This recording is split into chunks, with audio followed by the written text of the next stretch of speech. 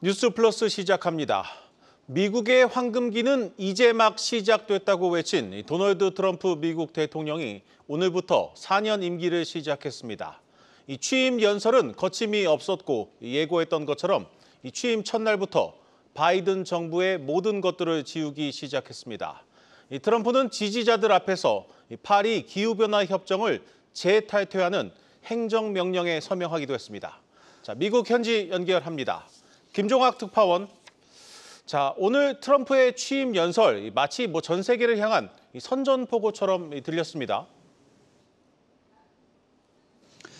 네, 그렇습니다. 도널드 트럼프 대통령의 오늘 취임 연설은 거침없었고 지지자들의 기립박수가 이어졌습니다. 30분간 이어진 취임 연설에서 미국의 황금기가 오늘부터 시작된다라는 말과 함께 강력한 힘과 안보를 위한 정책 실행을 약속했습니다. 트럼프 대통령의 취임사 발언으로 직접 들어보시죠. We will be the envy of every nation, and we will not allow ourselves to be taken advantage of any longer. During every single day of the Trump administration, I will very simply put America first. 트럼프 대통령의 이날 연설은 취임 전부터 밝힌 대로 중국, 멕시코, 캐나다는 물론 동맹국들을 포함한 선전포고와도 같았습니다. 당선 직후부터 표적으로 삼은 그린란드와 파나마 운하를 되찾아 영토를 확장하겠다는 구상도 그대로 연설에 담겼습니다. 하지만 지난 1기 행정부와 같은 고강도 관세 부과를 우려하던 월가의 전망과 달리 관세 시행 시점은 미뤄질 가능성에 무게가 실립니다. 트럼프 대통령이 무역체계를 개편하겠다는 입장에 그치면서 미 달러화 인덱스는 1% 안팎 하락하고 주요 3대 지수 선물 시장도 소폭 상승했는데 월가는 이번 조치가 오히려 시장의 변동성을 키울 가능성을 우려하고 있습니다.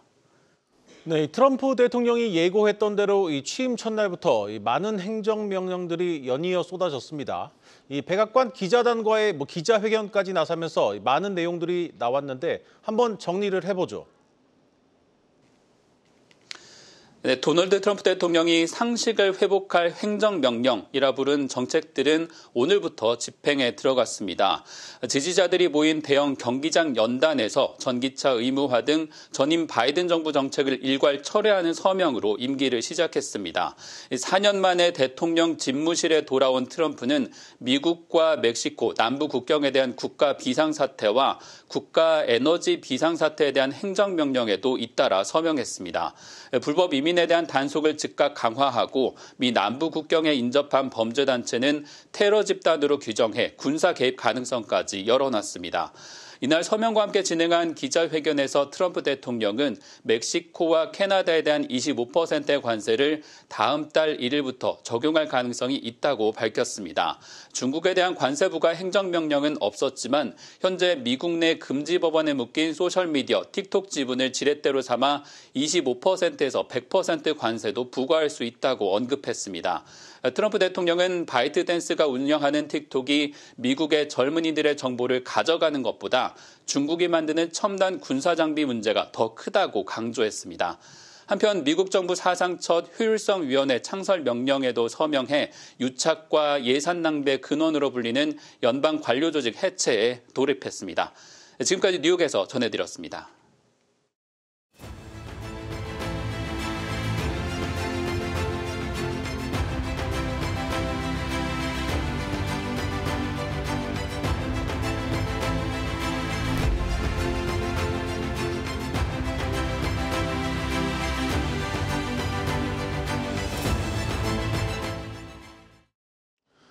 트럼프 대통령이 취임 첫날 내놓은 무더기 행정명령, 우리 기업들에게 영향을 미칠 내용은 무엇인지 조금 더 자세히 들여다보겠습니다. 산업부 고영욱 기자 나왔습니다. 고 기자, 사실 참 볼만한 장면이었던 것 같은데 먼저 이 트럼프의 행정명령 서명 어떻게 진행이 됐습니까? 네, 도널드 트럼프 미국 대통령의 1호 행정명령은 워싱턴 DC의 국회의사당 로툰다 홀에서 내려졌고요.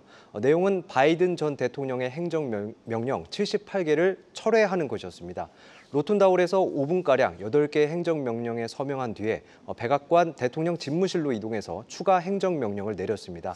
백악관에서는 각 명령의 내용과 관련해 현지 언론과 질의응답도 진행했습니다. 네, 트럼프 대통령이 취임 전에 역사적인 속도로 추진하겠다 이렇게 약속을 했는데 잘 지키는 것 같습니다. 오늘 트럼프가 서명한 행정명령들 좀 주요 내용도 한번 자세히 살펴보죠. 네, 우선 바이든 정부 시절에 그 전기차 산업 육성과 관련한 행정명령을 철회했습니다. 1,740억 달러, 우리 돈 약 250조 원을 투입해 2030년 미국에서 판매되는 신차 절반을 전기차가 차지하도록 지원하는 내용이었습니다. 앞으로 우리 기업들이 받는 2차 전지 첨단 제조 세액공제 AMPC라든지 미국 전기차 구매자들이 받는 보조금 관련 정책에 변화가 예고되는 대목입니다. 네. 실제로 이달 초 전기차 보조금을 받기로 했던 현대차의 전기차 3개 모델이 일부 중국산 부품을 사용했다는 이유로 보조금 지급에서 제외됐다는 소식이 오늘 알려지기도 했습니다. 국내 증시도 민감하게 반응했습니다. 주요 2차 전지 회사인 LG에너지솔루션과 삼성 SDI 주가가 4%가량 빠졌고 에코프로 비행과 포스코 퓨처엠은 8% 넘게 하락했습니다. 사실 오늘 가장 큰 관심을 모았던 건 이 트럼프가 당선인 시절 예고했던 이 보편 관세 문제인데 또 계속 거론했던 캐나다와 멕시코에 대한 보복 관세 이런 내용들은 어떻게 되는 겁니까? 네, 맞습니다. 오늘 트럼프 대통령은 이제 백악관에서 진행한 그 행정명령 서명식에서 다음 달 1일부로 캐나다와 멕시코에 25% 관세를 부과할 것으로 생각한다고 말했습니다. 네. 캐나다와 멕시코에서 불법 이민자와 또 불법 약물이 유입된다면서 현지 정부가 이를 막지 않으면 각각 25%의 관세를 매기겠다는 건데요. 우리나라는 1차 관세 폭탄을 다행히 피했지만 안심하기는 좀 이릅니다. 트럼프 대통령이 무역 협상을 담당하는 미국 그 무역 대표부에 오는 4월 1일까지 기존 무역 협정을 재검토하라고 지시하기도 했기 때문입니다. 네. 구체적으로 지목하지는 않았지만 한미 자유무역협정 FTA도 기존 무역협정이라는 점에서 검토 대상에 포함될 수도 있습니다.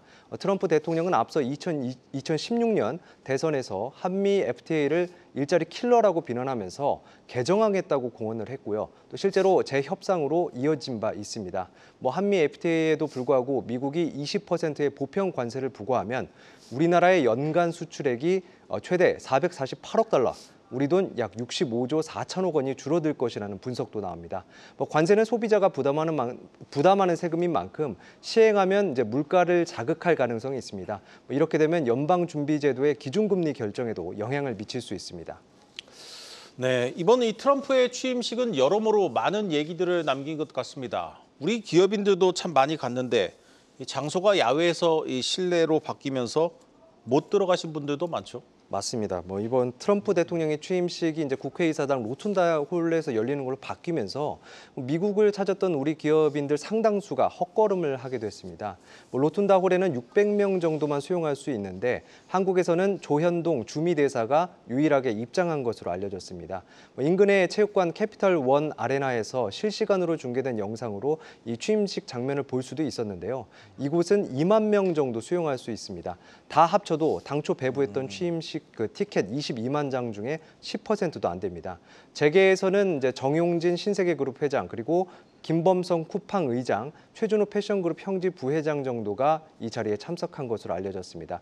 정용진 회장은 이제 취임식 이후 무도회까지 참석했습니다. 이외에 이제 류진 풍산그룹 회장이나 우우연 그 SM그룹 회장, 허영인 SPC그룹 회장 등은 입장권을 받지 못해서 다른 곳에서 취임식을 본 것으로 알려졌습니다. 네. 4대 그룹 총수는 이번 취임식에 가지 않았습니다. 다만 100만 달러를 기부한 현대차 그룹의 장재훈 그 부회장 그리고 호세 무뇨스 사장 등 일부 경영진이 취임식 전날 만찬에 참석한 것으로 알려졌습니다. 네, 잘 들었습니다. 산업부 고영욱 기자였습니다.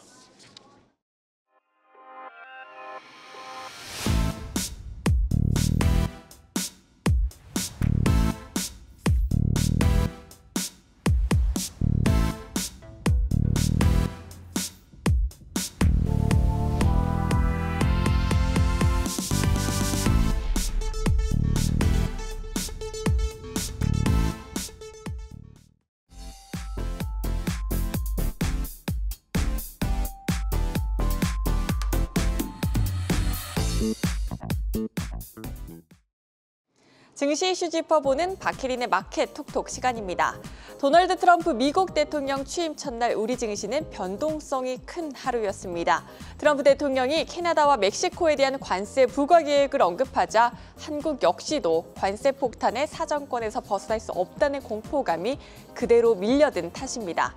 그래도 트럼프 대통령과 협력하거나 관세 리스크를 피할 수 있는 조선업종과 우주항공 관련주들은 오늘 이렇게 상승세를 이어갔습니다. 오늘같이 변동성이 큰 장에서도 꿋꿋하게 상한가를 지킨 종목도 있죠. 바로 티웨이 홀딩스입니다. 티웨이 항공의 경영권 분쟁이 본격화됐기 때문입니다. 현재 티웨이 항공 최대 주주는 티웨이 홀딩스와 예림당, 2대 주주는 대명 소노인데 최대 주주와 지분율 격차가 3%포인트에 불과한 대명 소노 측이 경영권을 노리고 있는 겁니다. 항공업 진출이 오랜 수건 사업이었던 대명 소노, 오는 3월 정기주총에서 예림당 측과 표 대결을 펼칠 것으로 예상됩니다. 오늘 IPO 시장에선 몸값 6조 원 대여인 LG CNS의 일반 투자자 청약이 시작됐습니다. 공모가는 61,900원으로 청약은 내일까지 KB증권과 미래에셋, 신한투자증권, 대신증권, NH투자증권, 하나증권을 통해서 할 수 있습니다. 올해 첫 대여인 만큼 많은 분들이 관심 갖고 계시죠? 이렇게 투자에 참고할 만한 긍정적, 부정적 포인트들까지 함께 살펴보시고요. 앞서 기관 투자자 수요 예측에서 114대 1이라는 높은 경쟁률을 기록하긴 했지만 의무 보유를 확약한 기관의 비중이 15%밖에 안 된다는 점은 부담으로 작용하고 있다는 점까지 확인하시기 바라겠습니다. LG CNS는 내달 5일 유가증권 시장에 상장됩니다. 지금까지 마켓 톡톡이었습니다.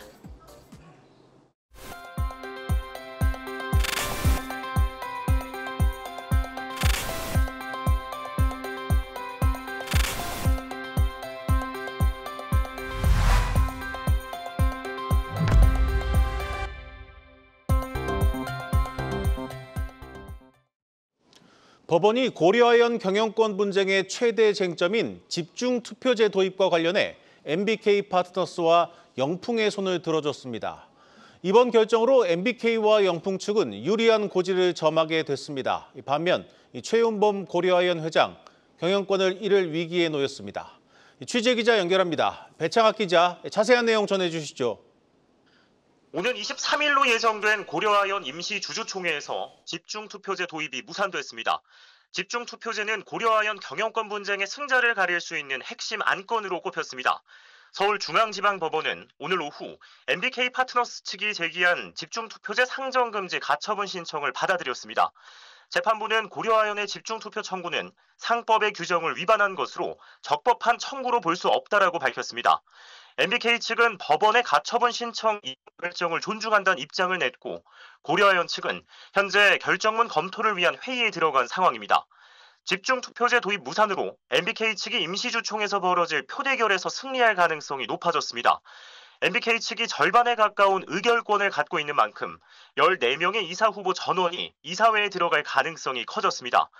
현재 상황은 고려아연 경영권의 무게추가 MBK로 기울었지만 소액주주의 표심이 막판 변수로 떠오를 전망입니다. 의결권을 기준으로 MBK 측 지분율이 46.72%, 국민연금을 포함한 최 회장 측이 44.26%로 격차가 좁기 때문입니다. 최 회장이 경영권 방어에 성공하려면 9% 내외의 해외기관 투자자와 소액주주의 표를 상당수 가져와야만 합니다. 오늘 법원의 결정으로 주식시장에서 고려아연의 주가는 8.55% 급락 마감했고 영풍은 9.57% 급등하며 장을 마쳤습니다. 지금까지 보도국에서 한국경제TV 배창학입니다. 은행들이 판매할 수 있는 특정 보험사의 상품 비중이 크게 늘어날 것으로 보입니다. 일명 방카슈랑스 규제가 20년 만에 풀리는 겁니다. 이 보험업계 판도 변화가 예상되는 가운데 일각에서는 불만의 목소리도 나오고 있습니다. 박찬휘 기자입니다. 금융당국이 은행에서 특정 보험사 상품을 25% 넘게 팔 수 없도록 한 이른바 방카슈랑스 25% 룰을 풀기로 했습니다. 규제 도입 20년 만입니다. 이 규제는 독점 견제 장치였지만 소비자들의 선택권을 제약한다는 지적을 받아왔습니다. 혁신 금융 서비스로 판매 비중 규제 완화를 테스트하고 유사 상품 비교 설명 의무를 강화하여 채널을 활성화하는 동시에 소비자 선택권을 확대해 나가겠습니다. 이번 조치로 방카슈랑스 영업사가 18곳에 달하는 생명보험사의 판매 비중은 33%로 현대해상, KB손해보험, DB손해보험, NH농협손해보험 등 4곳만 영업 중인 손해보험사 판매 비중은 50% 또는 75%로 확대됩니다. 이번 규제 완화는 이르면 오는 3월부터 시행되는데 은행들의 영업 정책에 따라 보험업계의 판도도 달라질 것으로 예상됩니다. 당장 업계에선 은행과 계열사 관계가 아닌 중소형 보험사가 손해보험사보다는 경쟁이 치열한 생명보험사가 부정적 영향이 더 클 것으로 전망합니다. 실제 생명보험사의 은행 창구 판매 비중은 62%에 이릅니다. 25% 룰을 해야만 회사 간에 이제 공정하게 쏠림 현상 없이 균형이 있게 이렇게 판매를 하게 되는데 20% 룰을 흔들어 버리면 중소형사보다는 이 대형사가 네임밸류 높고 자본력이 있다 보니까 마케팅이나 영업력이 우월할 수밖에 없는 거거든요.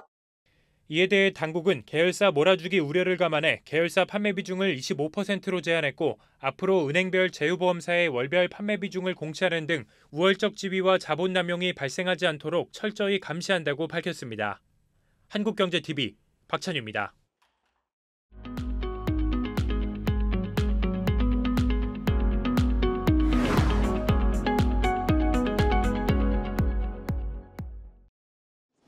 최근 독감과 호흡기 감염병이 크게 유행하고 있습니다. 여기에 코로나19 환자까지 늘면서 4가지 감염병이 동시에 유행하는 이른바 쿼드데믹 우려가 나오고 있습니다.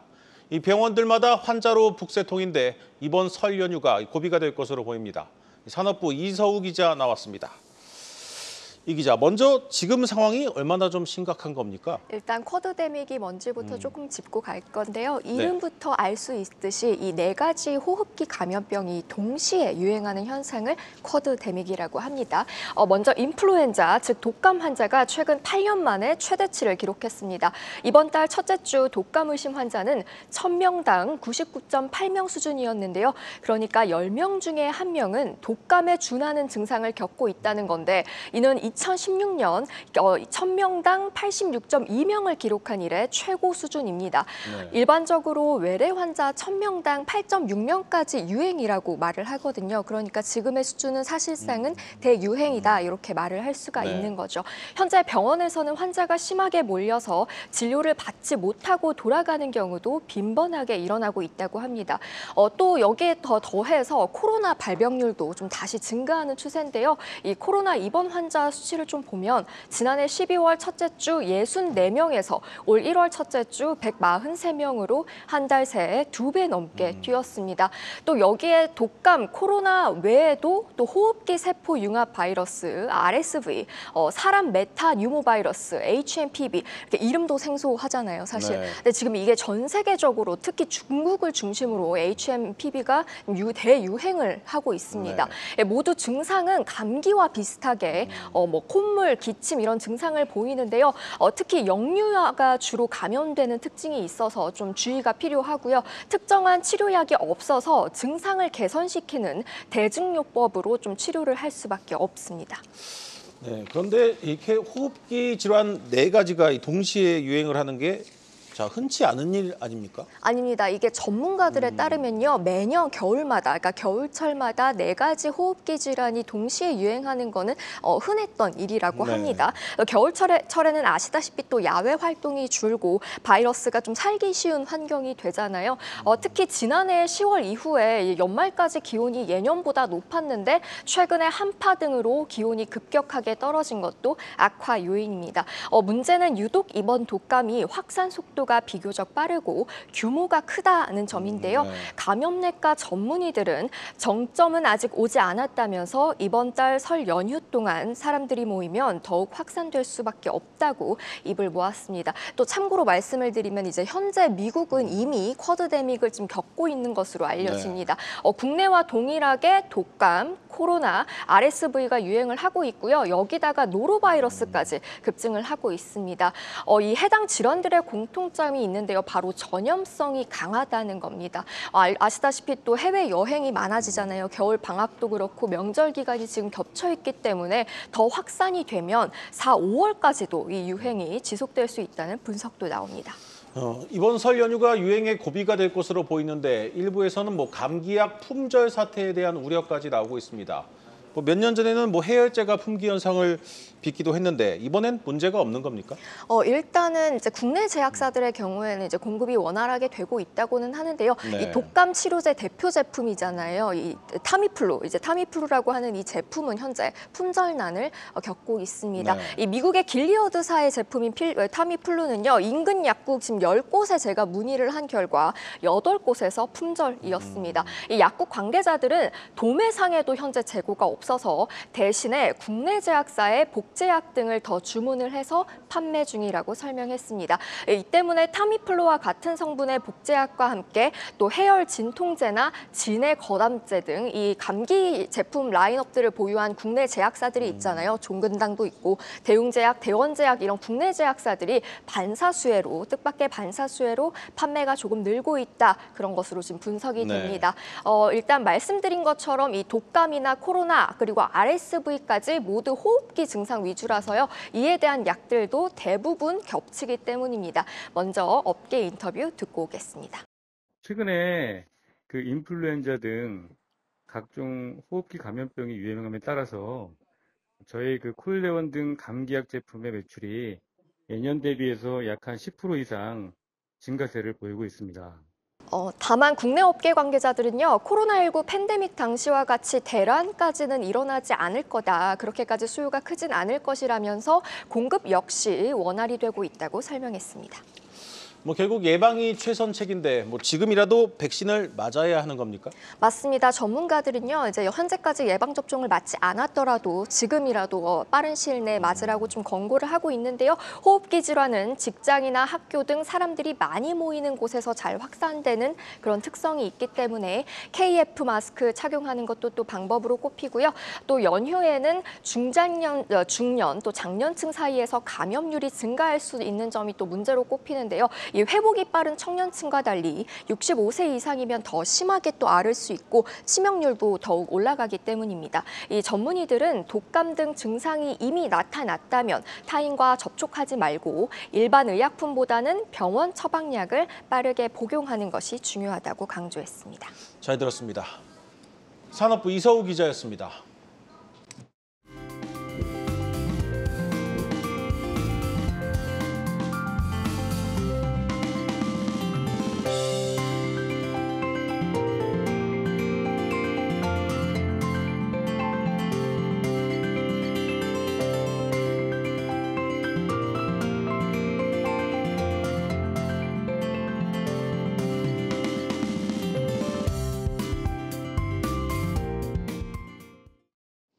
오늘 준비한 뉴스 플러스는 여기까지입니다. 함께해 주신 여러분 고맙습니다.